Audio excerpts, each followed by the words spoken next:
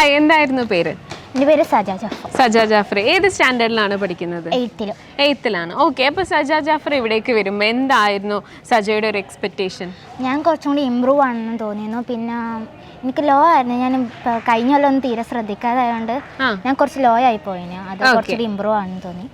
Okay. അപ്പോൾ നിങ്ങളുടെ സ്കൂളിൽ നിന്നും എന്താണ് വ്യത്യസ്തമായിട്ട് സ്റ്റെം ജീനിയസ് നിങ്ങൾക്ക് തരുന്നത്?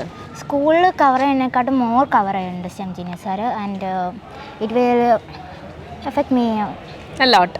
ഓക്കെ. അപ്പം എന്താണ് സജ ഇവിടെ ജോയിൻ ചെയ്തിട്ട് നിങ്ങൾക്ക് ഉണ്ടായ 3 കാര്യങ്ങൾ, ഇമ്പ്രൂവ് ആയ 3 കാര്യങ്ങൾ എന്തൊക്കെ? ഇമ്പ്രൂവ് ആണെന്ന് പറഞ്ഞല്ലോ, എന്താണ് ആ 3 കാര്യങ്ങൾ?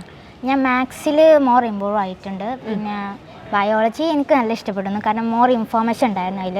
ഓക്കെ. ബയോളജി ആരായിരുന്നു എടുക്കുന്നത്? ബേസിൽ സാർ. ബേസിൽ സാർ. ഓക്കെ. വേറെന്താണ് മൂന്നാമത്തെ? പിന്നെ ഫിസിക്സ് എനിക്ക് കുറച്ചുകൂടി ഇമ്പ്രൂവ് ആയി.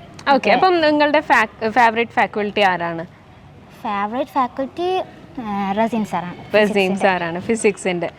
ഓക്കെ. നിങ്ങൾക്കിതൊരു ട്യൂഷൻ ക്ലാസ് ആയിട്ട് തോന്നിയിട്ടുണ്ടോ എപ്പോഴെങ്കിലും സ്റ്റെം ജീനിയസ്? ട്യൂഷൻ ക്ലാസ് ആയിട്ടൊന്നും തോന്നിയിട്ടില്ല.